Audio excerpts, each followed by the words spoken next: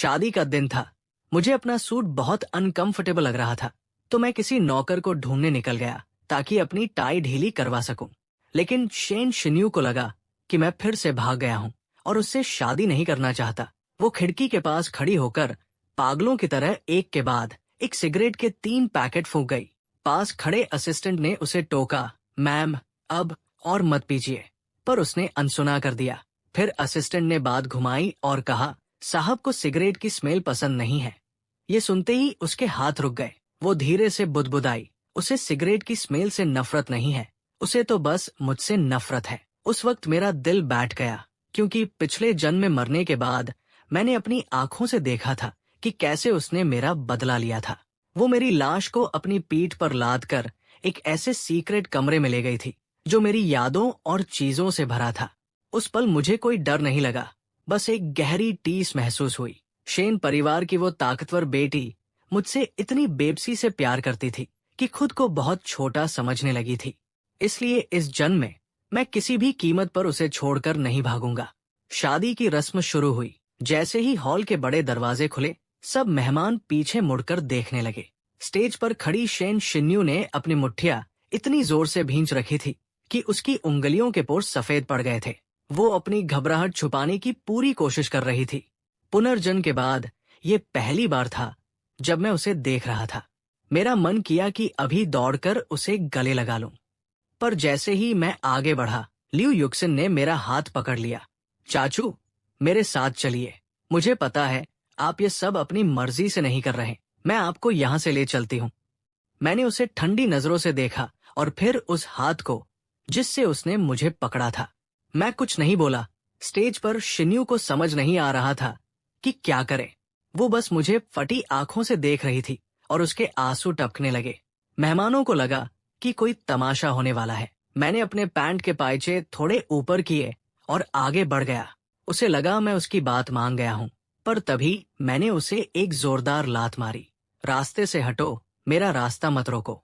मेरी आवाज बहुत ऊंची नहीं थी, पर सबने साफ सुना। शिन्यू अपने गम में इतनी डूबी थी कि उसे कुछ समझ नहीं आया। मैं सीधे उसके सामने जाकर रुका। शिन्यू, सिर उठाकर मेरी तरफ देखो। वो टस से मस नहीं हुई। उसे लगा मैं अब कभी उसे इतने प्यार से नहीं बुलाऊंगा। जब वो नहीं मानी तो मैं नीचे झुका और उसका हाथ थाम लिया। उसने हाथ पीछे खींचना चाहा, पर मैंने कसकर पकड़ लिया। आखिर उसने सिर उठाया। उसकी सुर्ख लाल आंखें देखकर मेरा दिल दहल गया। मैंने सबके सामने उसके बाल सहलाए। शिन्यू, बच्चों की तरह क्यों रो रही हो? वो इतनी हैरान और खुश थी कि उसके होंठ फड़फड़ाए, पर आवाज नहीं निकली। उसे लगा मैं उसे छोड़कर चला जाऊंगा। बस मुझे अपना वादा याद है। मैंने कहा था कि बड़े होकर तुमसे शादी करूंगा। मैं भूला नहीं हूँ, इसलिए मेरी छोटी बहन अब मत रो। उसने मेरा हाथ थाम लिया और कांपती आवाज में कहा, भैया। तभी लियू युक्सिन जमीन से उठी और बोली, छोड़िए इसे। चाचू आपसे प्यार नहीं करते। एक अपंग लड़की उनके लायक कैसे हो सकती है? क्या सिर्फ पैसा होना ही काफी है? शेन शिन्यू ने फिर से सिर झुका लिया। उसे अपंग कहते सुनकर मैंने पूरी ताकत से उस औरत के मुंह पर एक तमाचा जड़ दिया। चाचू, आपने मुझे मारा? उसने हैरान होकर पूछा। मैंने ध्यान नहीं दिया और शिन्यू के पास आकर मासूमियत से अपना हाथ आगे कर दिया। शिन्यू देखो, मारने से मेरे हाथ में दर्द हो रहा है। मेहमान हैरान थे कि ये चल क्या रहा है। शिन्यू ने तुरंत मेरा हाथ पकड़ा और उसे चूमते हुए फूंक मारने लगी। तभी किन फान भीड़ से निकला और बोला, चाचू, आप युक्सिन दीदी के साथ ऐसा कैसे कर सकते हैं? आप तो उनसे प्यार करते थे। मैंने शिन्यू का हाथ थामे रखा और किन फान से कहा, मैंने कब कहा? मैंने सिर्फ एहसान चुकाने की बात की थी। और मैं उसे क्यों पसंद करूं? क्या वो मेरी शिन्यू से ज्यादा सुंदर है या अमीर? एक नाजायज बेटी मेरे लायक कैसे हो सकती है? जब उन दोनों ने झूठ बोलने की कोशिश की तो मैंने उनके पास जाकर फुसफुसाते हुए कहा, उस एक्सीडेंट का सच क्या है? क्या मैं उसकी जांच शुरू करवाऊं? ये सुनते ही उनके पसीने छूट गए। मैंने असिस्टेंट वांग से कहकर उन्हें बाहर निकलवा दिया। फिर किन फान को भी घर से निकलने का हुक्म दे दिया। वो रोता हुआ भाग गया। सब रस्में पूरी हुई और मैं शिन्यू की व्हीलचेयर लेकर बाहर आ गया। लिफ्ट में वो अपनी अंगूठी देखकर बच्चों की तरह मुस्कुरा रही थी। मैंने उसके बाल सहलाए। इतनी खुशी? उसने सिर हिलाया। भैया अब मेरे हैं। कमरे में पहुंचकर मैंने उसे व्हीलचेयर से सोफे पर बिठाया। उसने शक जताते हुए पूछा, आपने शादी का मन क्यों बदला? क्या किसी ने आपको धमकी दी थी? मैंने हंसकर वही बात दोहराई जो असिस्टेंट ने कही थी। मुझे सिगरेट से नहीं, तुमसे नफरत थी। वो मान गई। फिर मैंने उसे गले लगा लिया। मैंने उससे माफी मांगी और उसे चूम लिया। पिछले जन्म में हम कभी इतने करीब नहीं आए थे। जब मैं पीछे हटने लगा तो उसने मुझे जोर से पकड़ लिया और उस किस को और गहरा कर दिया। मैं शर्म से लाल हो गया था। थोड़ी देर बाद असिस्टेंट ने दरवाजा खटखटाया कि बड़े बुजुर्ग नीचे बुला रहे हैं। नीचे शिन्यू को शराब पिलाई जा रही थी, पर मैंने गिलास छीन लिया। मैंने उसकी सहेलियों से कहा, इसके पैर ठीक हो सकते हैं, इसलिए इसे शराब मत देना। आज इसे बचाने की जिम्मेदारी तुम्हारी है। सब हैरान थे कि मैं इतना केयरिंग कैसे हो गया। मेरे घर वालों ने जब पोते पोतियों की बात की तो मैंने कहा कि पहले हम कॉलेज खत्म करेंगे और शिन्यू के पैर ठीक करेंगे। घर लौटते वक्त गाड़ी में वो मेरा हाथ चूमती रही। घर पहुंचकर मैंने उसे बेड पर लिटाया और नहाने चला गया। मैं नहाते नहाते थक गया था और वही टब में सो गया। शिन्यू को लगा मेरे साथ कुछ हो गया है। उसने पागलों की तरह बाथरूम का दरवाजा पीटना शुरू किया। जब मैं बाहर आया तो वो मुझे ही देख रही थी और रोने लगी। मैंने उसके बाल सुखाए। जब सोने की बारी आई तो उसने मुझे जोर से पकड़ लिया। मैंने उसके पेट पर हाथ रखा तो वो कांप गई। उसे लगा मैं गुस्सा हूं क्योंकि वो मुझे छूने नहीं दे रही और वो रोने लगी। मैंने उसे मनाया, मैं गुस्सा नहीं हूं, तुम तो मेरी छोटी रोतलू बच्ची हो। अब सो जाओ। मैंने आंखें बंद की और सोचा कि इस जन्म में इसे हमेशा ऐसे ही मासूम रखूंगा। पर शेन शिन्यू मन ही मन सोच रही थी, शुक्र है इसे मेरी डरावनी और जुनूनी साइड का पता नहीं चला। मुझे अभी और मासूम बनने का नाटक करना होगा ताकि ये मेरे पास ही रहे। इसके बाद हम दोनों एक दूसरे को गले लगाकर सो गए। अगली सुबह मैं जल्दी जाग गया।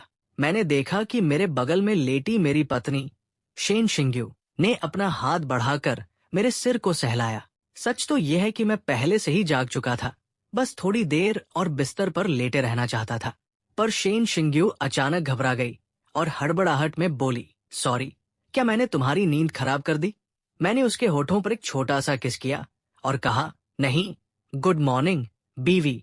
शेन शिंग्यू ने अपनी पलकें झपकाई और उसके चेहरे पर एक प्यारी सी मुस्कान आ गई। गुड मॉर्निंग पतिदेव। जब मैं और शेन शिंग्यू हाथ पकड़कर नीचे आए तो चेनलिन और लियू शेन हमें देखकर अपनी खुशी नहीं छिपा पाए। मेरे दिल में भी एक अजीब सी हलचल थी। पिछली जिंदगी में इन्हीं लोगों ने हमेशा मेरा साथ दिया था, लेकिन मैंने उनसे हमेशा बुरा बर्ताव किया।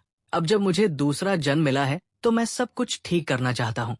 इसलिए मैंने खुद आगे बढ़कर उन्हें ग्रीट किया और खाने के लिए पूछा, लियू शेन, क्या खाना तैयार है? मुझे बहुत भूख लगी है। अगले ही पल डाइनिंग टेबल पर सजे खाने को देखकर मैं हैरान रह गया। वहाँ सब कुछ मेरी पसंद का था। लियू शेन मुस्कुराते हुए बोले, ये सब मैडम के कहने पर बनाया गया है। मैंने तुरंत मुड़कर शेन शिंग्यू को देखा जो चुपचाप बैठी थी।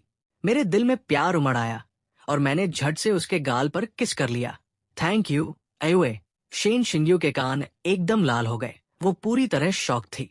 उसे समझ नहीं आ रहा था कि जो आदमी एक हफ्ते पहले तक कह रहा था कि वो मर जाएगा पर घर जमाई नहीं बनेगा और जिसे सिर्फ लियू यूशन पसंद थी, वो आज उसे फ्लर्ट कर रहा है और किस कर रहा है। उसे कुछ गड़बड़ लगी तो उसने तुरंत अपनी असिस्टेंट वांग लिंग को मेरे बारे में पता लगाने का ऑर्डर दिया कि आखिर मुझे क्या झटका लगा है। पर मैं इन सब बातों से बेखबर बस खाना खाने में लगा था।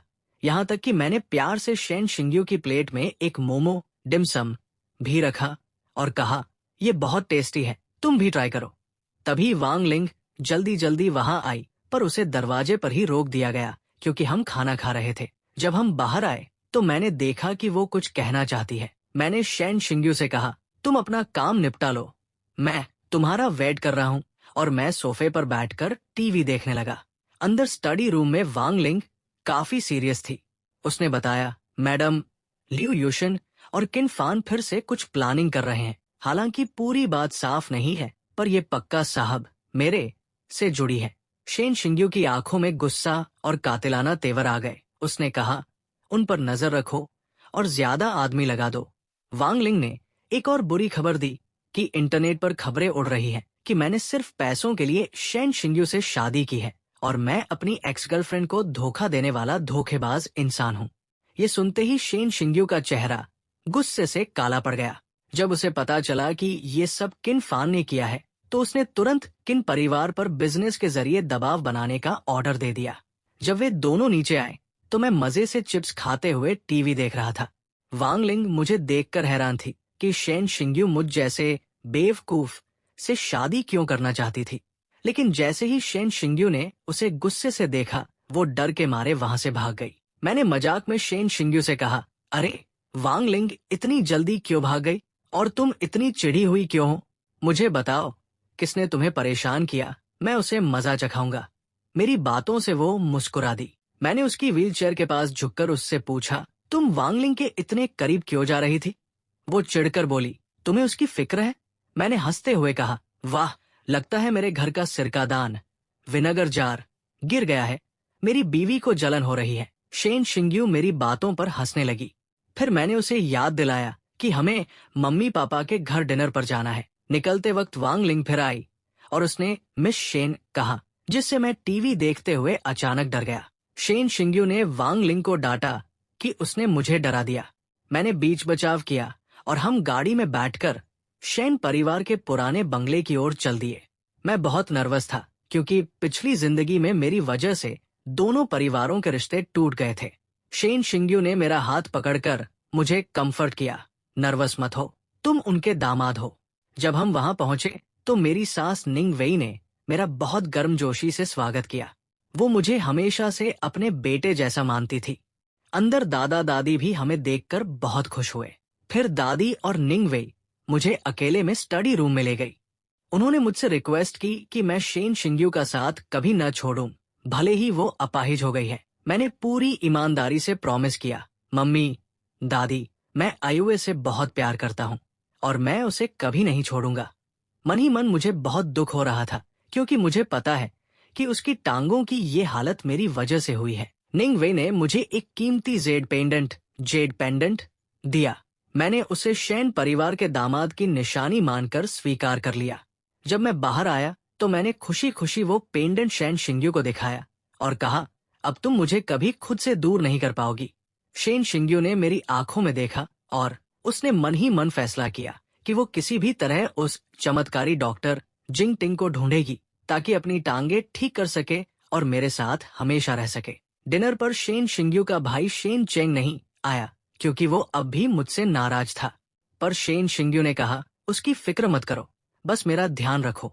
हम दोनों एक दूसरे को खाना खिलाने लगे, जिसे देखकर घर के बड़े बहुत खुश थे। डिनर के बाद मम्मी ने हमें रुकने के लिए कहा और मैंने हाँ कर दी।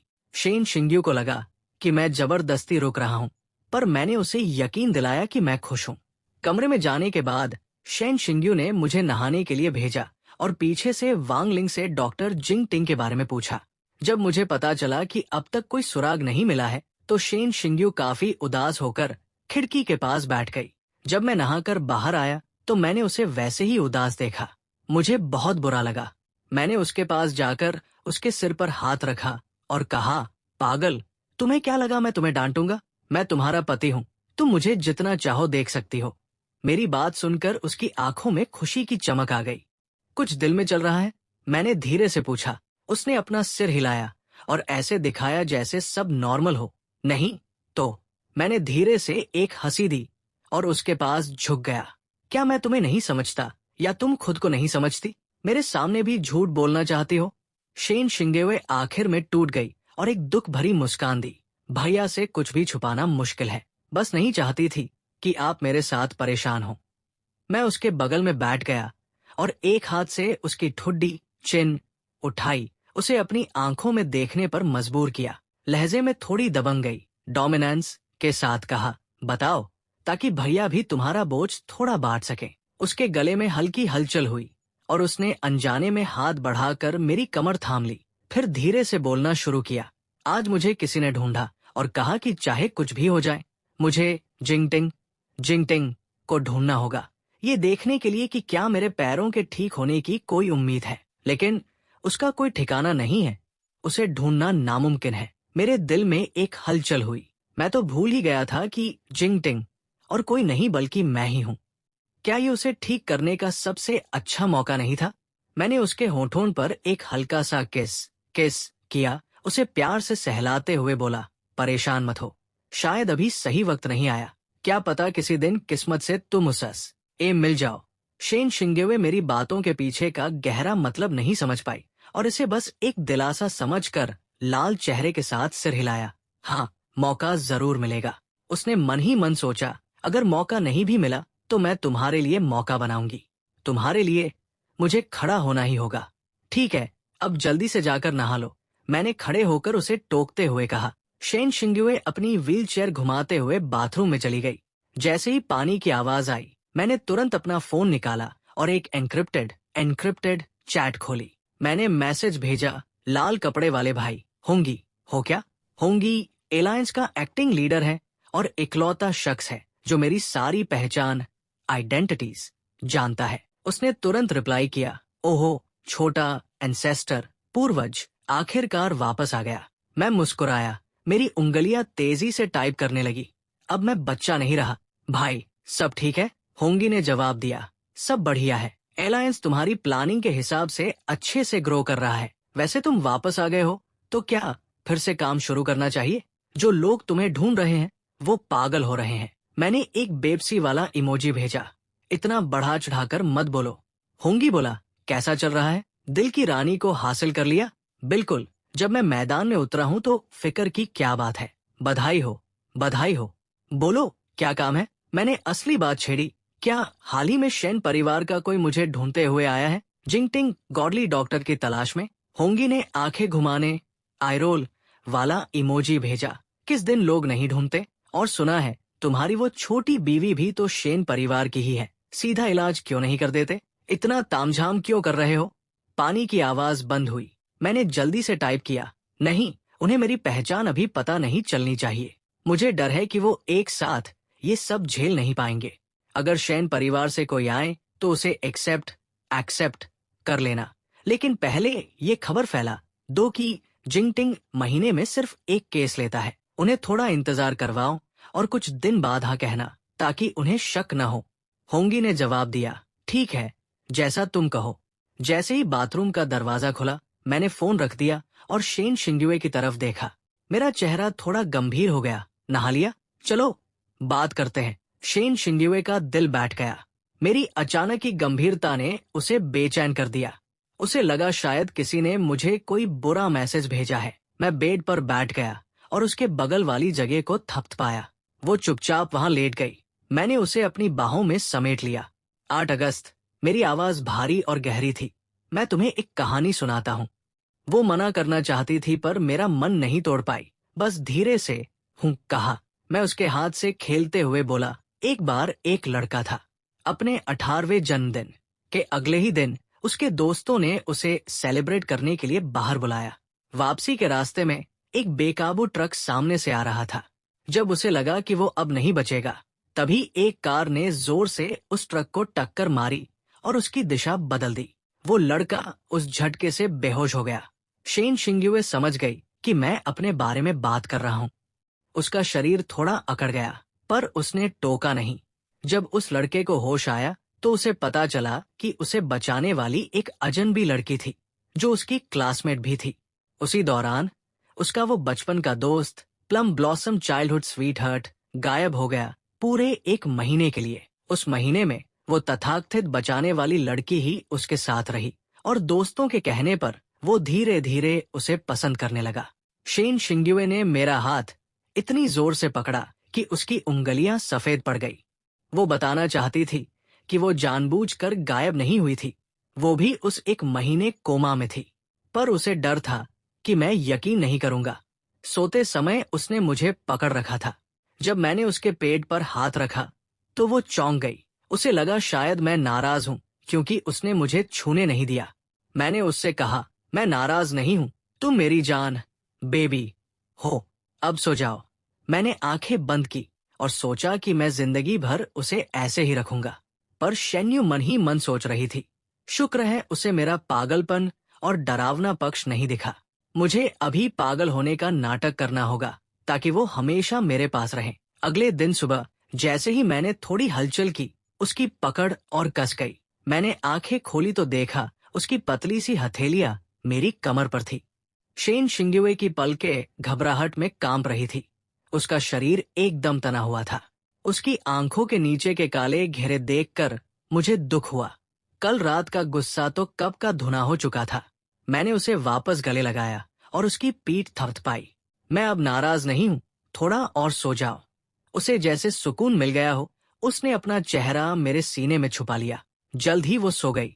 मैंने उसकी नब्ज चेक की और इलाज के बारे में सोचने लगा।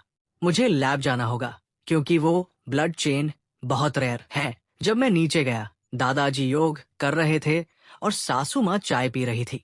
उन्होंने मुझसे पूछा कि वो लड़की उठी नहीं क्या। मैंने कहा वो देर से सोई थी, उसे आराम करने दीजिए।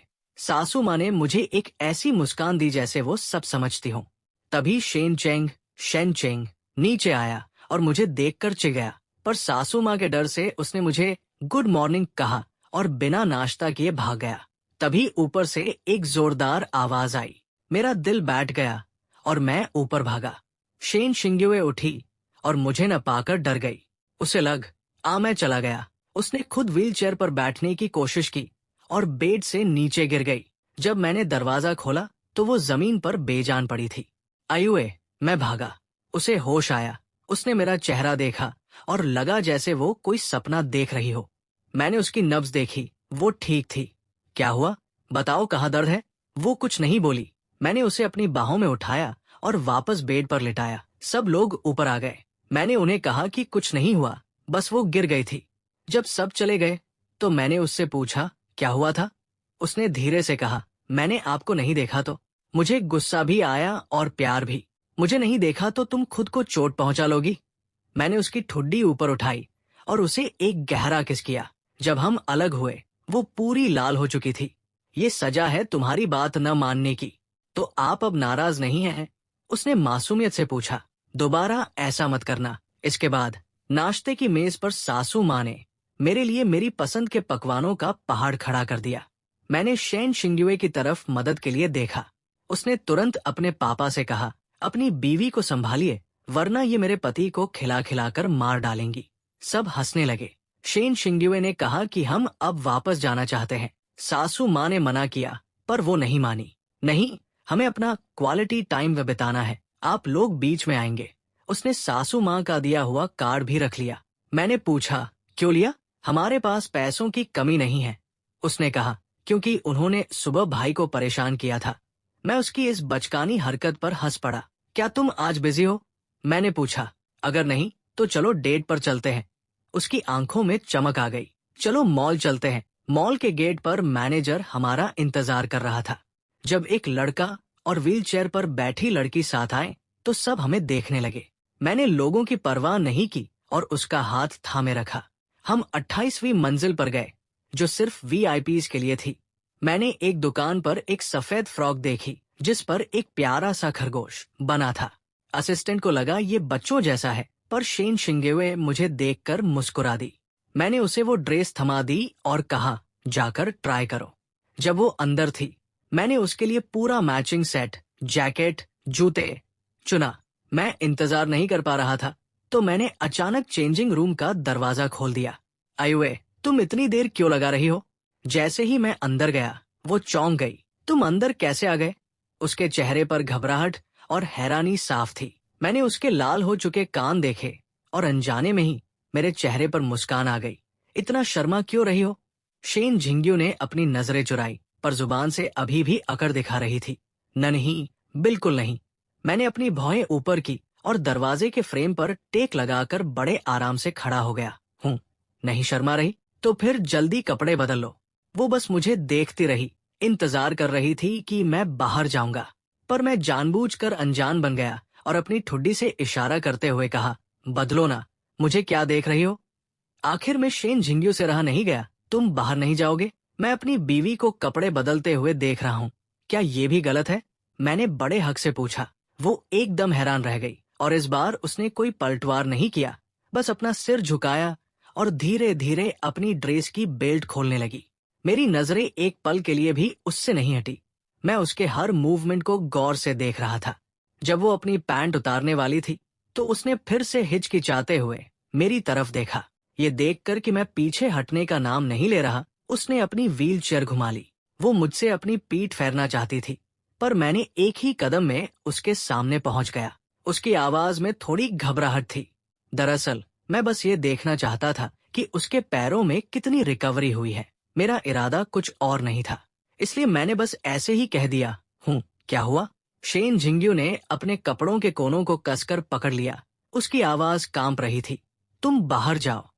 मेरी नजरें अभी भी उसके पैरों पर जमी थी। मैंने उसकी बात अनसुनी कर दी और बड़े भोलेपन से पूछा, क्यों? उसका सब्र अब जवाब दे रहा था। आवाज में एक अजीब सा गुस्सा और दबी हुई भावनाएं थी। सच में देखना है? मैंने बिना किसी हिचकिचाहट के सिर हिला दिया। हाँ, जल्दी उतारो। बाहर खड़े डॉक्टर शेन ने देखा कि मैं काफी देर से वापस नहीं आया हूँ, तो उन्होंने दुकान में चक्कर लगाया। बॉडीगार्ड से कंफर्म किया कि मैं बाहर नहीं गया हूँ। जैसे ही वो चेंजिंग रूम की तरफ रिपोर्ट देने आए, उन्होंने मुझे ये कहते सुना, जल्दी उतारो। उनके हाथ दरवाजे पर ही रुक गए और वो चुपचाप 3 मीटर पीछे हट गए। वो किसी द्वारपाल की तरह वहां खड़े हो गए ताकि कोई अंदर ना आ सके। इधर शेन झिंग्यू का चेहरा गुस्से या शर्म से इतना लाल हो चुका था जैसे खून टपक पड़ेगा। ठीक है, देख लो, फिर पछताना मत। मुझे उसकी धमकी समझ नहीं आई और मैंने पागलों की तरह वादा कर दिया, नहीं पछताऊंगा। शेन झिंग्यू के पास अब बोलने के लिए कुछ नहीं बचा था। उसने हिम्मत जुटाई और कपड़े उतार दिए। फिर उसने सिर उठाकर मेरी तरफ देखा। अब खुश हो? मैं बड़े ध्यान से उसके पैरों को देख रहा था, एकदम फोकस्ड होकर। कभी मैं सिर हिलाता तो कभी हाँ में गर्दन हिलाता, पर शेन झिंग्यू ने सिर्फ मेरा सिर हिलाना, ना कहना देखा। उसके चेहरे का रंग उड़ गया और वो एकदम ठंडी पड़ गई। अगले ही पल उसने अचानक हाथ बढ़ाकर मुझे खींचा। मैं तैयार नहीं था और सीधा उसकी गोद में जा गिरा। इससे पहले कि मैं कुछ समझ पाता, उसने एक जबरदस्त किस के साथ मेरे होठों को बंद कर दिया। इस किस में गुस्सा भी था और दुख भी। जब मैं पूरी तरह सुध-बुध खो चुका था, उसने सजा के तौर पर मेरे होंठ पर जोर से काट लिया। मुझे दर्द हुआ और मैंने उसे पीछे धकेल दिया। मैं गुस्से में चिल्लाया, तुम क्या कर रही हो? किस करते वक्त कौन काटता है? उस अचानक हुए किस की वजह से मेरे गाल भी लाल हो रहे थे और कटे हुए होंठ से खून की एक बूंद निकल रही थी। शेन झिंग्यू ने जब मेरे होंठ पर खून देखा तो उसकी आंखों में पछतावा दिखा। मेरा वो मतलब नहीं था, पर फिर उसे मेरा सिर हिलाना याद आया। उसे लगा मैं उसे नापसंद कर रहा हूँ। वो और भी दुखी हो गई और उसकी आंखों से आंसू टपकने लगे। उसे रोता देख मैं पूरी तरह घबरा गया। अरे, मैंने तो कुछ कहा भी नहीं, तुम फिर क्यों रोने लगी? उसने अपना सिर झुका लिया। मैंने हार मानकर हाथ उठाया और अनाड़ीपन से उसके आंसू पोंछने लगा। अच्छा बाबा, मेरी गलती है, अब मत रो। मुझे नहीं पता था कि मेरी गलती क्या है, पर अगर वो रो रही है तो यकीनन गलती मेरी ही होगी। जब उसने फिर भी कुछ नहीं कहा तो मैंने हिम्मत की और उसकी ठुड्डी ऊपर उठाकर उसे किस कर लिया। ये वाला किस बहुत कोमल और प्यारा था, पर बीच में ही हम दोनों ठिठक गए। मुझे अपने शरीर में कुछ बदलाव महसूस हुए और मेरा चेहरा एकदम से टमाटर जैसा लाल हो गया। मैंने झटके से शेन झिंग्यू को पीछे धकेला और पागलों की तरह दरवाजा खोलकर बाहर भाग गया। पीछे शेन झिंग्यू अब रो नहीं रही थी। उसके चेहरे पर एक जीत वाली मुस्कान थी। वो धीरे से बुदबुदाई, तो इसका मतलब है कि तुम मुझे नापसंद नहीं करते। मैं दरवाजे के पीछे खड़ा होकर लंबी सांसें ले रहा था और अपने धड़कते दिल को शांत करने की कोशिश कर रहा था। तभी शेन असिस्टेंट की नजर मुझ पर पड़ी। वो मुझे देखते ही ऐसे मुड़ा जैसे उसे करंट लगा हो। वो बड़बड़ाने लगा, मैंने कुछ नहीं देखा, मैंने कुछ नहीं देखा। अब मैं और भी ऑकवर्ड महसूस करने लगा। मन ही मन सोचा, धत तेरी की, मैं इतना क्यों डर गया। थोड़ी देर में शेन झिंग्यू ने मेरे चुने हुए कपड़े पहन लिए। जैसे ही दरवाजा खुला, वो सीधा मेरी गोद में आ गिरी, क्योंकि मैं अभी भी वही खड़ा था। मैं सक्का गया और उसे संभालते हुए पूछा, तुम ठीक तो हो? कहीं सिर तो नहीं टकराया? उसने अपनी नाक सहलाते हुए कहा, ठीक हूँ, बस नाक में थोड़ी चोट लगी है। मैंने बिना कुछ सोचे नीचे झुककर उसकी नाक पर धीरे से फूंक मारी। हमारी सांसें एक दूसरे से टकरा रही थी और माहौल एकदम रोमांटिक हो गया था। पर तभी किसी ने इस पल को खराब कर दिया। एक बहुत ही गलत वक्त पर आई आवाज ने सारा रोमांस खत्म कर दिया। तुम लोग यहाँ क्या कर रहे हो? किन फान और ल्यू युक्सिन पता नहीं कब अंदर आ गए थे। मेरे एक्स्ट्रा कार्ड की वजह से उन्हें कोई रोक नहीं पाया। वो यहाँ अपनी किस्मत आजमाने आए थे, पर उन्हें ये नजारा देखना पड़ गया। किन फान की आंखों में जलन थी। मैंने उनकी तरफ देखा भी नहीं, बल्कि शेन झिंग्यू की नाक पर एक छोटा सा किस किया और पूछा, अभी भी दर्द हो रहा है? शेन झिंग्यू ने उन्हें पहले ही देख लिया था और उसके मन में थोड़ा बदला लेने का ख्याल आया। मुझे इतना कोऑपरेट करते देख उसने बड़े प्यार से कहा, नहीं शुक्रिया पतिदेव। पूरी तरह इग्नोर किए जाने पर किन फान का चेहरा उतर गया। उसने ल्यू युक्सिन का हाथ पकड़ा और फिर चिल्लाया, छोटे चाचा, युक्सिन दीदी भी आई है। तब जाकर मैंने आलस के साथ पीछे मुड़कर देखा और रूखेपन से पूछा, तो? ल्यू युक्सिन कुछ बोलना चाहती थी, पर मेरे ठंडे जवाब ने उसे चुप कर दिया। किन फान हैरान था। ये बेवकूफ तो पहले युक्सिन दीदी को देखते ही कुत्ते की तरह पीछे भागता था। इसे क्या हो गया? क्या इसे कुछ पता चल गया? नहीं, ये मुमकिन नहीं है। मैंने फिर पूछा, तुम लोग यहाँ क्या कर रहे हो? किन फान को लगा मैं जल रहा हूँ, तो उसने ल्यू युक्सिन से दूरी बनाई और सफाई दी। वो युक्सिन दीदी को कुछ सामान खरीदना था, तो उन्होंने मुझे साथ चलने को कहा। ल्यू युक्सिन ने भी इशारा समझ लिया और बोली, हाँ छोटे चाचा, फान फान आपको सबसे अच्छे से जानता है। आप बाहर नहीं आ पा रहे थे, तो मैंने सोचा इसकी मदद से आपकी पसंद का कुछ लेकर आपको खुश कर दूं। मैंने मन ही मन अपनी आंखें घुमाई। डेटिंग के लिए इतना घटिया बहाना, इतनी खराब एक्टिंग। मैं पहले अंधा था जो इन पर यकीन करता था। मेरी आवाज एकदम ठंडी हो गई। मैंने पूछा, तुम अंदर कैसे आए? मुझे पता था उसने मेरा कार लिया है और मैं वही वापस लेना चाहता था। किन फान सक्का गया पर ढीठ बना रहा। छोटे चाचा, ये वही कार है ना जो आपने मुझे दिया था और कहा था कि जितना चाहे खर्च करो? वाह, कितनी बेशर्मी से बोल रहा है। मैंने मन ही मन सोचा और सीधा मुद्दे पर आया। मैं भूल गया था, मेरा कार मुझे वापस दे दो। क्या? किन फान को समझ नहीं आया। मैंने सब्र खोते हुए कहा, मैंने कहा कार्ड वापस करो। अब मेरी शादी हो चुकी है और ये कार्ड मेरी और आयु की जॉइंट प्रॉपर्टी है। ये कहकर मैंने शेन झिंग्यू की तरफ आंख मारी। शेन झिंग्यू की नजरें मुझ पर ही थी।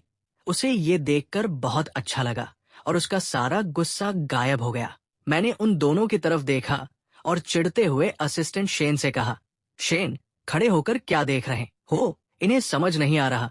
क्या तुम्हें भी नहीं पता कि क्या करना है? शेन तुरंत होश में आया और झपट कर किन फान के हाथ से कार्ड छीन लिया और मुझे दे दिया। मैंने कार्ड लिया और दुकान के मैनेजर की तरफ देखा।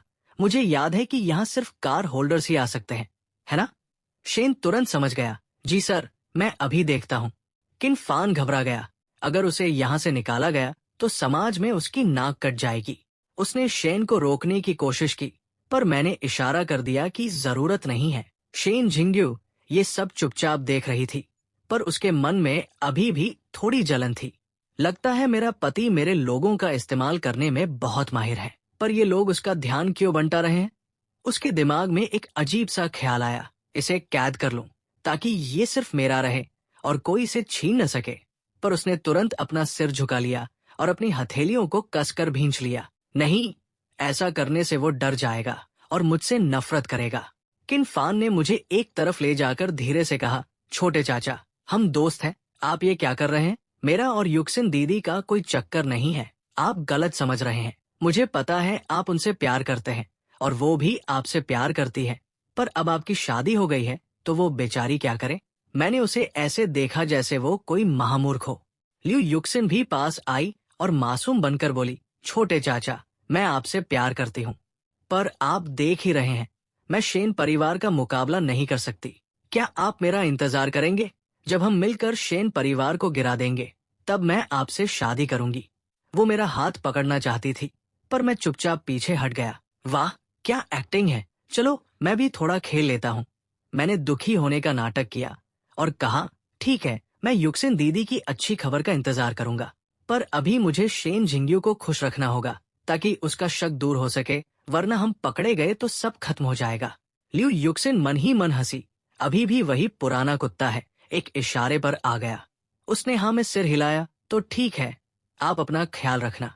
मैंने भी अंदर ही अंदर नफरत के साथ कहा, मेहनत तो कुछ नहीं है, बस मेरे सरप्राइज का इंतजार करना।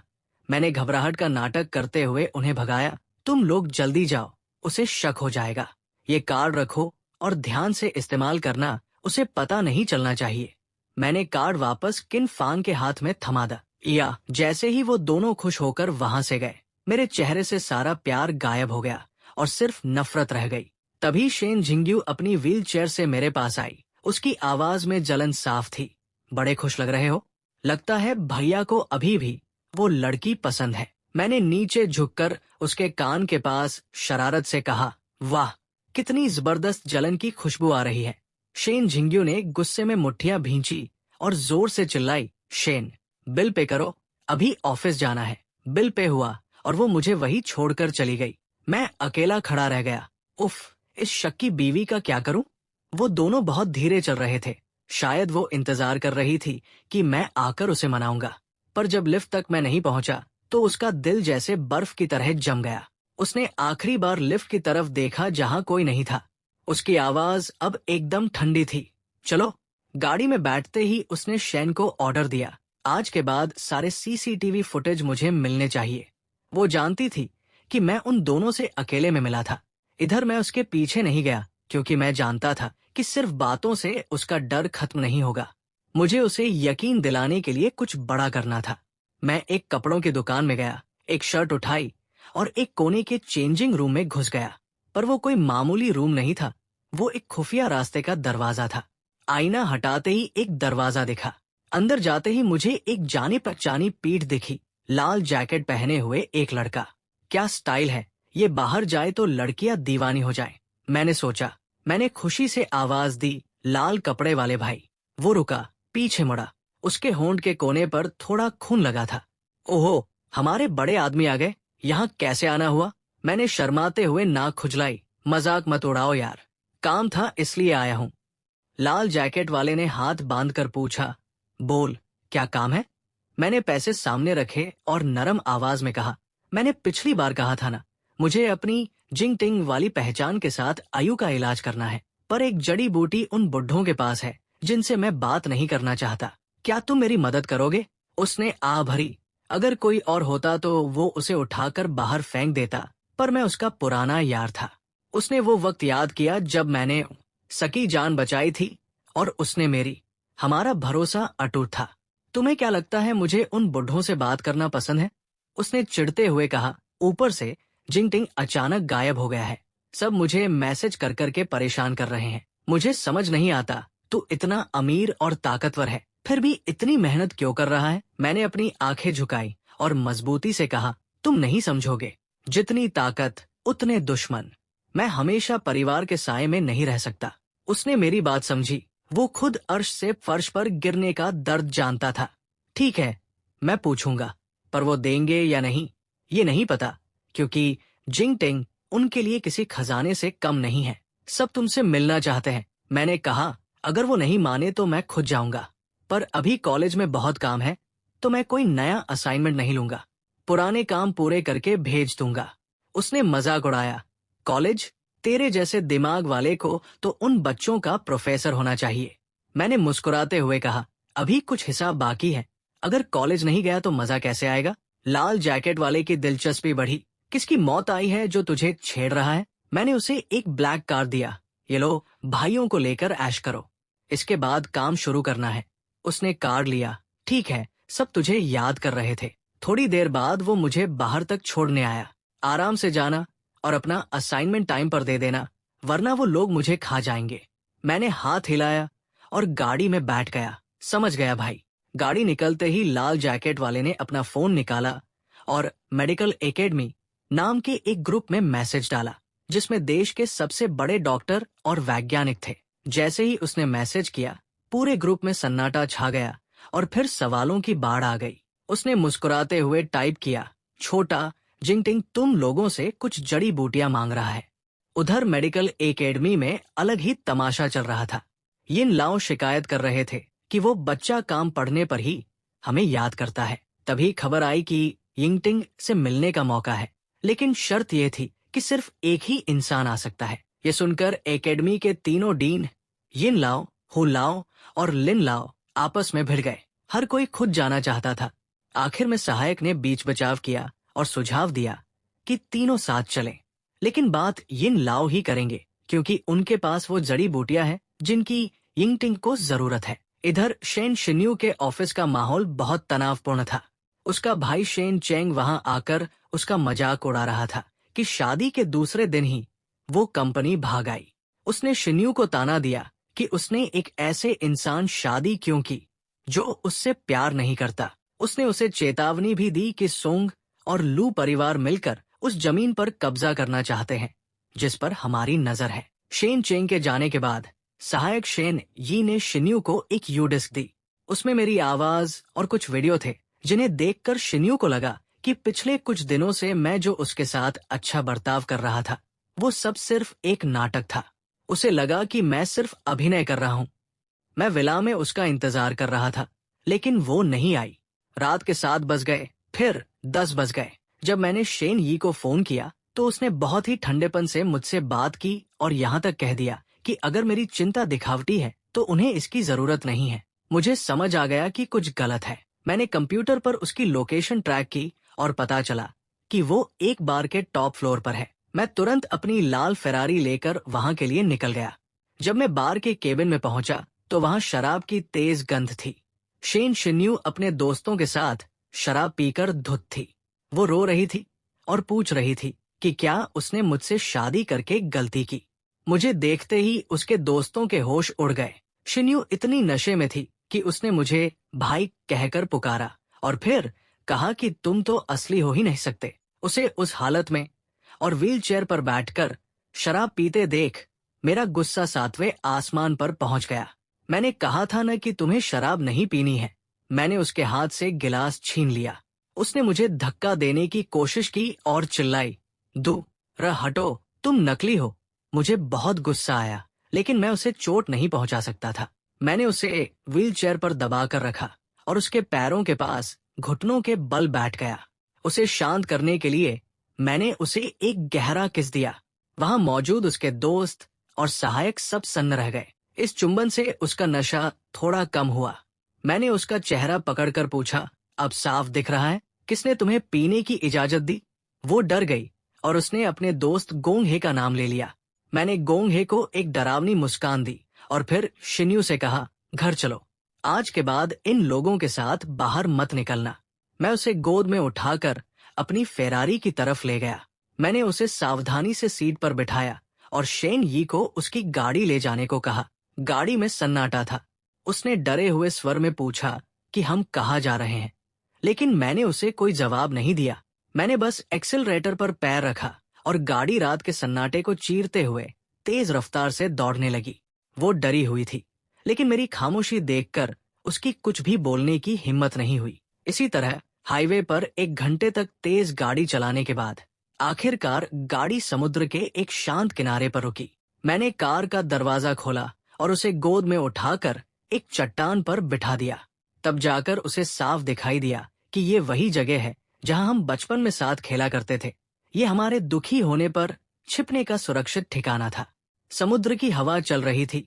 उसका नशा अब तक उतर चुका था और इस वक्त वो पूरी तरह होश में थी। मैं उसके सामने खड़ा हुआ। चांदनी में मेरा चेहरा कठोर दिख रहा था। मैंने पूछा, बताओ, तुमने शराब क्यों पी? शेन शिन्यू अब भी बहाना बनाना चाहती थी। वो ऑफिस का काम। मैंने उसे बीच में ही टोक दिया। मेरी आंखों में साफ लिखा था कि मुझे पता है वो झूठ बोल रही है। वो चुप हो गई। मैंने थोड़ी देर इंतजार किया और जब उसने कुछ नहीं कहा तो मैं मुड़कर समुद्र की ओर चल दिया। हवा में मेरी सफेद शर्ट फड़फड़ा रही थी। उस अकेलेपन से भरी मेरी पीठ को वो टकटकी लगाकर देखती रही। उसे लगा कि वो छोटा बच्चा अब बड़ा हो गया है जिसे वो अब पूरी तरह समझ नहीं पा रही थी और नहीं उसे पकड़ पा रही थी। समुद्र किनारे खड़े होकर मुझे अचानक याद आया कि वो बार तो शेन शिन्यू की ही संपत्ति थी। वहां की सीसीटीवी फुटेज निकालना बहुत आसान था। जरूर मुझसे कुछ छूट गया था जिसकी वजह से उसे गलतफहमी हुई। मैं मुड़ा और उसकी नजरों से नजरें मिलाते हुए उसके पास वापस आया। क्या सोच रही हो? मैंने पूछा। पुराने वाले भाई के बारे में। उसने बिना सोचे तुरंत कह दिया। मैं थोड़ा मुस्कुराया और मजे लेते हुए पूछा, अच्छा, तो पहले वाला मैं कैसा था? जरा सुनाओ तो। पहले वाले भाई मेरे लिए सबसे अच्छे थे। मुझे सबसे ज्यादा प्यार करते थे। उसकी आंखें भर आई और आवाज में रुआंसापन आ गया। माना कि कभी कभी मैं नखरे करती थी लेकिन वो हमेशा मुझे मना लेते थे। पर अब वाले भाई बदल गए हैं। वो मुझे पसंद नहीं करते। और उनके दिल में अब कोई और है। मुझे लगा ये शायद उसकी शराब का असर है। उसे रोता देख मेरा दिल पसीज गया, क्योंकि मैं उसे रोते हुए नहीं देख सकता था। अगले ही पल मैंने अपना हाथ उसके सिर पर रखा और लाड़ भरे अंदाज में कहा, ठीक है, अब तुम कितनी बड़ी हो गई हो, फिर भी इतनी बात बात पर रोती हो। शेन शिंग्यू ने मौके का फायदा उठाकर मुझे गले लगा लिया और मेरी कमर को कसकर पकड़ लिया, जैसे उसे डर हो कि मैं भाग जाऊंगा। मैंने उसकी पीठ थपथपाई और आह भरते हुए कहा, क्या तुमने मुझे लियू युक्सिन के साथ बातें करते हुए देख लिया था, इसीलिए तुम्हें लगा कि मैं इन दिनों नाटक कर रहा हूँ और गुस्से में तुम शराब पीने चली गई? मेरी बाहों में छिपी उसने धीरे से कहा, पगली, मैंने कहा, मैं तुम्हें समझाने ही वाला था, लेकिन तुम कंपनी चली गई। मैं सारा दिन घर पर तुम्हारा इंतजार करता रहा, सिर्फ इसलिए क्योंकि मैंने उसे देखकर एक बार मुस्कुरा दिया था। तो तुमने ये क्यों नहीं सोचा कि मैं तुम्हारी तरफ कितनी बार मुस्कुराता हूँ? बिना कुछ कहे खुद ही गुस्सा हो गई और शराब भी पी ली। मेरी गलती है। उसकी आवाज भारी हो गई थी। क्या अब आप मुझसे नाराज नहीं होंगे? ऐसे कैसे? मैंने जानबूझकर अपना चेहरा सख्त बनाया। पीठ पीछे शराब पी और चाहती हो कि मैं नाराज न हूं? मेरा प्लान तो मैंने तुम्हें बताया ही नहीं। शेन शिंग्यू ने सिर उठाया। कैसा प्लान? कल बताऊंगा। अभी पहले तुम्हारी इस चोरी छिपे शराब पीने की बात को सुलझाना है। अब ठीक से खड़ी हो जाओ, हवा लग चुकी है, अब घर चलते हैं। शिंग्यू विला पहुंचकर मैंने गाड़ी रोकी। शेन ये पहले से ही दरवाजे पर इंतजार कर रहा था। मैंने शिंग्यू को गोद में उठाकर गाड़ी से उतारा। उसने अपने होंठ भींचे और चोरी से मुझे देखा। हाउसकीपर अंकल चेन भी बाहर आए। साहब, मिस, आप लोग वापस आ गए। अंकल चेन, जरा इनके लिए हंगोवर सूप बना दीजिए। जी साहब, मैं अभी गया। ड्राइंग रूम में मैं सोफे पर बैठ गया और शिंग्यू एक गलती करने वाले बच्चे की तरह सिर झुकाकर मेरे पास बैठ गई। सूप पाने के बाद मैंने मेज की तरफ इशारा किया, इसे पी लो। उसने एक ही बार में पूरा सूप खत्म कर दिया, जैसे कोई टास्क पूरा कर रही हो। मैं खड़ा हुआ, उसके पास गया और उसकी ठुड्डी को ऊपर उठाया। मेरे चेहरे पर एक शरारती मुस्कान थी। मुझसे इतना डरती हो? उसके कान तुरंत लाल हो गए और उसने सिर झुका लिया, जैसे कोई छोटी बिल्ली हो जिसने गलती की हो। उसका प्यारा चेहरा देखकर आखिरकार मेरा दिल पिघल गया और मैंने सफाई दी। मैंने कभी उनकी मदद करने के बारे में नहीं सोचा। उनसे हाँ कहना बस एक चाल थी, ताकि वे मेरा जो भी बकाया है उसे ब्याज समेत वापस कर दें। और वैसे भी मैंने उसके कान के पास झुककर अपनी गहरी आवाज में कहा, मेरी पत्नी इतनी खूबसूरत और अमीर है, मैं किसी और को क्यों देखूंगा? शेन शिंग्यू का दिल जोर जोर से धड़कने लगा और उसके गाल तप उठे। मैंने एक कदम पीछे हटकर उसकी आंखों में देखा। तो क्या अब भी जलन हो रही है? उसने जोर जोर से सिर हिलाकर मना किया। ठीक है, मैं वापस सोफे पर बैठ गया और फिर से गंभीर हो गया। अब तुम्हारी शराब पीने की बात करते हैं। मैंने पहले ही कहा था कि तुम्हारे पैर की चोट की वजह से तुम्हें शराब को हाथ नहीं लगाना चाहिए, पर तुमने तो हद कर दी। शेन शिंग्यू को बुरा अंदेशा होने लगा। मैंने ऐलान किया, आज रात तुम सोफे पर या स्टडी रूम में सोगी, मेरे बिस्तर पर आने के बारे में सोचना भी मत। इतना कहकर मैं बेडरूम में चला गया और उसे वही अकेला छोड़ दिया। उसे थोड़ा सबक सिखाना जरूरी था। देर रात बेडरूम का दरवाजा धीरे से खुला। शेन शिंग्यू दबे पांव बिस्तर पर चढ़ गई और सावधानी से मेरे बगल में लेट गई। उसने मेरा हाथ पकड़कर खुद को गले लगाया और सुकून से सट गई। अंधेरे में मेरे चेहरे पर एक हल्की मुस्कान आ गई।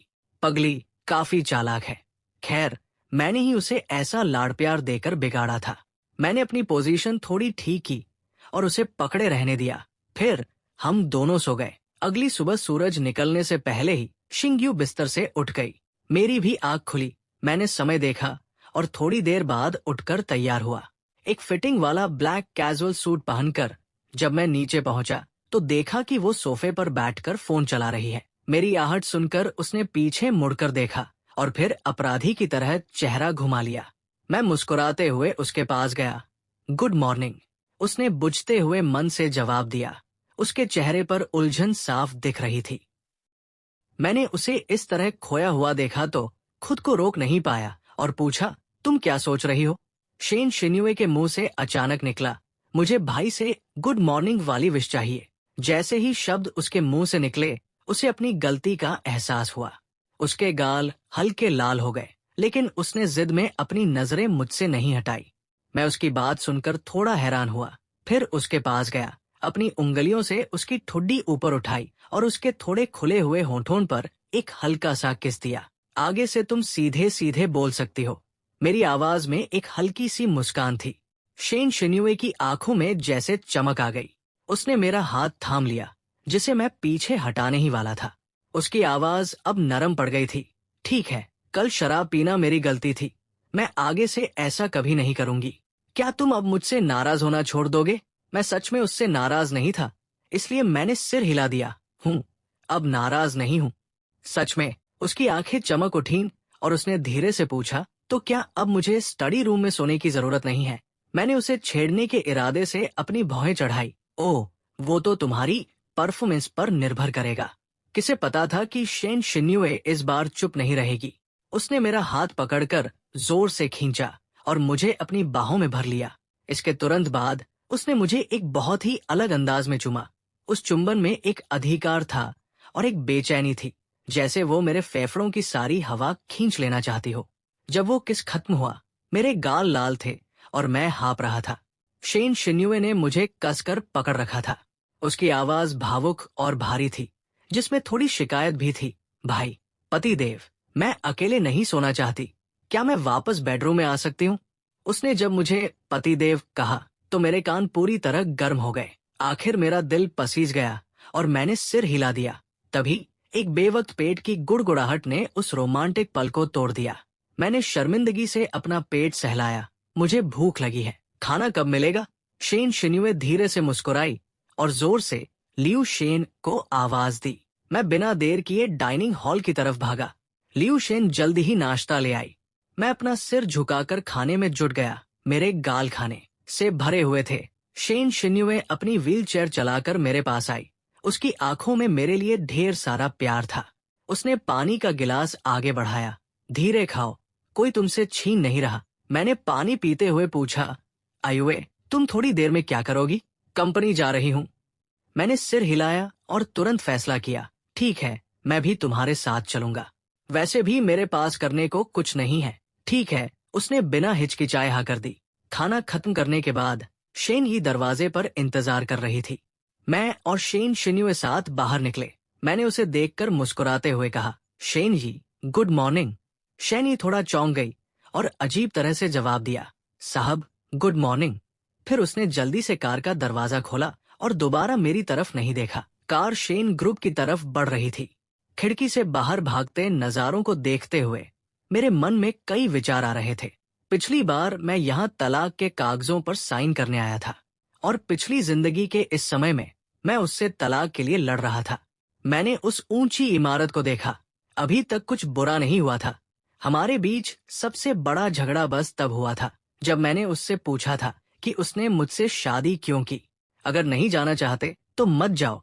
शेन शिन्यूए की आवाज ने मुझे यादों से बाहर खींचा। शेन ये तुम्हें वापस घर छोड़ देगी। मैंने उसकी फिक्रमंद नजरों को देखा और अपना सिर हिलाया। मैंने उसका हाथ पकड़ लिया। नहीं, मैं तुम्हारे साथ रहना चाहता हूँ। जब हम हाथ पकड़कर कंपनी के लॉबी में घुसे तो सबकी नजरें हम पर थी। प्रेसिडेंट शेन, मिस्टर यांग, हर तरफ से बधाइयां मिल रही थी।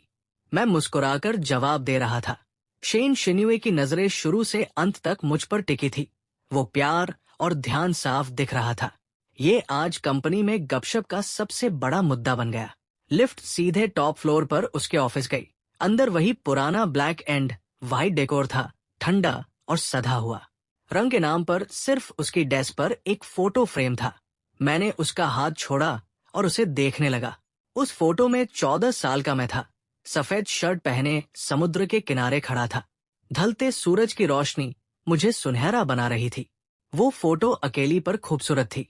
जब मैंने वो फ्रेम उठाया तो मैंने महसूस किया कि पीछे खड़ी शेन शिन्यूए की सांसें एक पल के लिए रुक गई।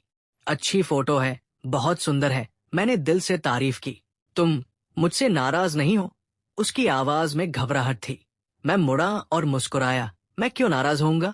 तुमने मुझे इतना अच्छा जो दिखाया है, मुझे तो तुम्हारी तारीफ करनी चाहिए। शेन शिन्यूए ने अपने होंठ भींचे। उसकी खुशी छुप नहीं पा रही थी। तभी दरवाजे पर दस्तक हुई। अंदर आओ।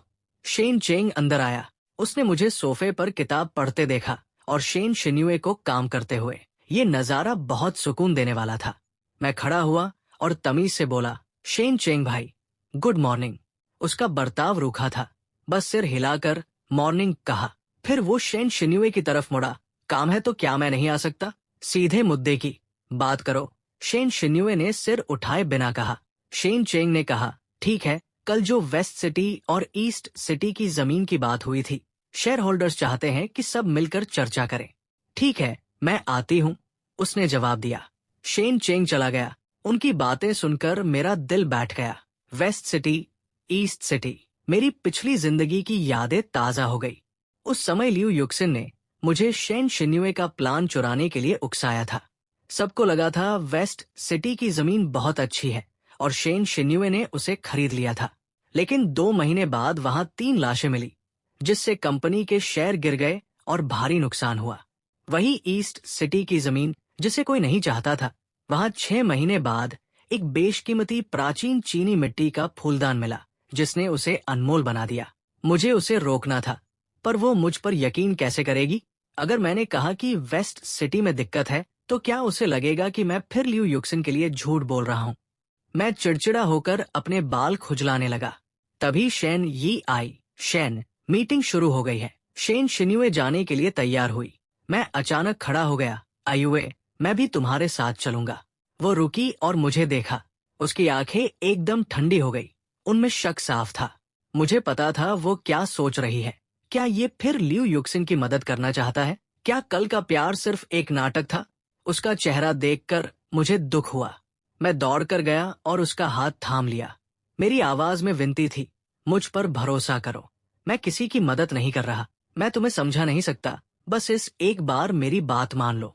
शेन शिन्यूए को मेरा इस तरह से लाड जताना और कमजोर पड़ना बहुत पसंद है। उसने मुझे कुछ सेकंड देखा और उसकी आंखों की बर्फ पिघल गई। वो मांग गई। मीटिंग रूम में घुसते ही शेन चेंग भड़क गया। शेन शिन्यूए, तुम इसे यहाँ क्यों लाई? क्या तुम्हें डर नहीं? चुप रहो, उसने बीच में ही टोक दिया। मुझे इस पर भरोसा है। शेन चेंग गुस्से में दांत पीसकर रह गया। ठीक है, बाद में पछताना मत। मुझे अपनी पिछली गलतियों पर अफसोस हुआ। शेन शिन्यूए मुझे अपनी सीट के बगल में ले गई और बैठाया। दूसरे शेयर होल्डर्स एक दूसरे को देख रहे थे, पर किसी की बोलने की हिम्मत नहीं हुई, क्योंकि कंपनी में चलती सिर्फ उसकी थी। तभी किसी ने ईस्ट सिटी की जमीन विकसित करने का सुझाव दिया। शेन चेंग सिर हिलाने ही वाला था कि मैं बोल पड़ा, मैं ऐसा नहीं सोचता। शांत कमरे में मेरी आवाज गूंजी, मुझे लगता है वेस्ट सिटी की जमीन न ईस्ट सिटी से ज्यादा कीमती है। पूरे कमरे में शोर मच गया। जिस शेयर होल्डर ने सुझाव दिया था, उसका चेहरा काला पड़ गया। तुम कल के लड़के क्या जानते हो? शेन चेंग और शेन शिन्यूए दोनों ने उसे ऐसी ठंडी नजर से देखा कि उसे पसीना आ गया। शेन चेंग मुझे सुनाना चाहता था, पर अपनों को दूसरों से डांट खाते देख उसकी रक्षा करने की प्रवृत्ति जाग गई। उसने गला साफ किया। आगे बोलो, ठोस कारण दो। मैंने खुद को संभाला और कहा, ईस्ट सिटी के बारे में सरकार की खबरें उड़ रही हैं, पर जब तक कॉन्ट्रैक्ट साइन नहीं होता, रिस्क बहुत है। बहुत सी कंपनियां उस पर नजर गड़ाए हैं। वहां घुसना घाटे का सौदा हो सकता है। मैं रुका और सबको देखा, लेकिन वेस्ट सिटी अलग है। वो अभी मामूली लग रही है, पर उसकी लोकेशन ऐसी है कि थोड़ा काम करने पर वो सोना उगल सकती है। इससे शुरुआत में पैसा भी बचेगा और भविष्य में मुनाफा भी बेहिसाब होगा। शेन चेंग और शेन शिन्यूए दोनों हैरान थे, खासकर शेन शिन्यूए। वो मुझे ऐसे देख रही थी जैसे पहली बार पहचान रही हो। मैंने कुछ और डिटेल दी। कुछ लोग मान रहे थे, पर कुछ को लग रहा था मैं पागल हूँ। जब शेन शिन्यूए ने माथे पर बल डाला, तो मैंने टेबल के नीचे उसका हाथ पकड़ लिया। फिर मैं अचानक खड़ा हो गया और सबकी आंखों में आंखें डालकर बोला, मैं जानता हूँ आप लोग मुझे बच्चा समझ रहे हैं, तो चलिए एक शर्त लगाते हैं। अगर 3 महीने में वेस्ट सिटी की जमीन के दाम नहीं बढ़े, तो मैं अपनी जेब से 100 करोड़ दूंगा और वो शेन ग्रुप के नुकसान की भरपाई होगी। शेन शिन्यूए दंग रह गई। उसने मुझे कभी इतना आत्मविश्वास से भरा नहीं देखा था। शेन, आप एक बच्चे को यहाँ तमाशा करने दे रही हैं? गो वेहुआ नाम के एक विरोधी शेयर होल्डर ने ताना मारा। मैंने उसे ठंडी नजरों से देखा। गो, घुमा फिराकर बात मत कीजिए। ये 100 करोड़ मेरा अपना पैसा है, कंपनी का नहीं। मैंने सबको चुनौती दी। क्यों? किसी में शर्त लगाने की हिम्मत नहीं है? या आप सबको मेरी बात सही लग रही है? शेन चेंग ने शेन शिन्यूए की तरफ देखा। उसने इशारे में कह दिया कि आप चिंता मत कीजिए, जो होगा मैं देख लूंगी। गो वेहुआ को लगा कि ये मुझे घर से बाहर निकालने का अच्छा मौका है ताकि उसका बेटा जगह ले सके। उसने तुरंत कहा, ठीक है, हम शर्त लगाते हैं, लेकिन अगर तुम हारे तो 100 करोड़ के साथ साथ तुम्हें शेन शिन्यूए को तलाक भी देना होगा। मंजूर है, मैंने बिना सोचे कह दिया। नहीं, शेन शिन्यूए घबरा गई। उसने मेरा हाथ इतनी जोर से भींचा कि मुझे दर्द हुआ। उसकी आंखों में गुस्सा और डर था। मैंने उसका हाथ थपथपाया और सबको सुनाते हुए कहा, 3 महीने बाद अगर मैं जीता तो आप सब भविष्य में मेरे आईयूए का साथ देंगे और कोई उसे परेशान नहीं करेगा। और जहां तक हारने की बात है, मैं नहीं हारूंगा। मीटिंग खत्म हुई। शेन चेंग ने मुझे एक गहरी नजर से देखा और चले गए। ये शर्त इंटरनेट पर फैल गई। लियू युक्सिन और छिन फान तो खुशी से पागल थे। मेरी बहनों के भी मैसेज आने लगे कि मैं क्या पागलपन कर रहा हूँ। जैसे ही मीटिंग खत्म हुई, शेन शिन्यूए ने मेरा हाथ पकड़ा और घसीटते हुए अपने ऑफिस ले गई। शेन यी को बाहर ही छोड़ दिया गया और दरवाजा लॉक कर दिया। उसने मुझे अपनी बाहों में जकड़ लिया। उसकी आवाज कांप रही थी। क्यों? तुमने वो शर्त क्यों मानी? क्या तुम और गो वेहुआ मिले हुए हो? उसकी लाल आंखें और घबराहट देखकर मेरा दिल भर आया। मैंने नरम आवाज में कहा, आयुए, मुझे दर्द हो रहा है। उसने पकड़ ढीली की पर मुझे छोड़ा नहीं। मुझ पर भरोसा करो, मैं तुम्हें छोड़कर कहीं नहीं जा रहा। मैंने कहा था न कि मुझे तुम्हारे साथ जिंदगी बितानी है और ये शर्त मैं नहीं हारूंगा। और अगर हार भी गया तो क्या तुम मुझे खुद से दूर जाने दोगी? तुम्हारी हिम्मत कैसे हुई ऐसा सोचने की? उसने जोर से कहा, सिर्फ मेरी मौत ही हमें अलग कर सकती है। मैंने हंसकर उसके कान में कहा, तो बस तमाशा देखो, किसी भी कीमत पर वो जमीन ले लो और चुपके से लियू युक्सिन को ये खबर दे दो। तुम फिर उसकी मदद कर रहे हो। उसकी आंखें फिर ठंडी हो गई। नहीं, मैंने उसकी आंखों में आंखें डाली जिनमें अब एक अलग तरह की नफरत थी। मैं तो बस अपना पुराना हिसाब चुकता कर रहा हूँ। शेन शिन्यूए ने थोड़ी देर मुझे देखा और फिर कहा, ठीक है, एक आखिरी बार भरोसा कर रही हूँ, मुझे निराश मत करना। शुक्रिया बीवी। मैंने उसके होठों पर एक किस किया। तभी मेरे फोन पर लियू युक्सिन का कॉल आया। मैंने शेन शिन्यूए के सामने ही स्पीकर ऑन करके फोन उठाया। क्या बात है? मेरी आवाज ठंडी थी। चाचा, क्या शेन शिन्यूए ने सच में जमीन छोड़ दी? इंटरनेट पर तो यही चल रहा है। तुम फिक्र मत करो, अगर तुम शर्त हारे तो 100 करोड़ मैं दे दूंगा। लियू युक्सिन उत्साह में बोला। मैंने मजाक के अंदाज में कहा, अच्छा, तो फिर बहुत शुक्रिया, और फोन काट दिया। शेन शिन्यूए का मूड अब थोड़ा ठीक था। तभी मेरा फोन लगातार बजने लगा। मेरे फैमिली ग्रुप में मैसेज की बाढ़ आ गई थी। मैंने बस एक मैसेज किया, भरोसा रखिए, मैं होश में हूँ। अगले ही पल एक के बाद एक रेड पैकेट और पैसे ट्रांसफर होने के नोटिफिकेशन आने लगे। किसी ने सवाल नहीं किया, बस सबने साथ दिया। सु यूनक्सुए का मैसेज आया, बच्चे, हमें तुम पर भरोसा है, तुम जो करोगे हम साथ हैं। उन लाल मैसेज की लिस्ट देखकर मेरी आंखें भर आई। हमेशा ऐसा ही होता है, मैं जो भी करूं उन्हें लगता है मैं सही हूं। वे हमेशा मेरी ढाल बनकर खड़े रहते हैं। मैंने रोते हुए कहा, thank you mummy papa, thank you दीदी। शेन शिन्यूए ने मेरे आंसू पोंछे, लेकिन उसका अंदाज फिर भी दबंग था। मत रो, अभी मैं भी तुम्हें पैसे भेजूंगी। उसके बाद मेरे लिए रोना, क्योंकि मैं चाहती हूँ कि तुम सिर्फ मेरे लिए आंसू बहाओ। मैं उसकी बात सुनकर रोते रोते हंस पड़ा।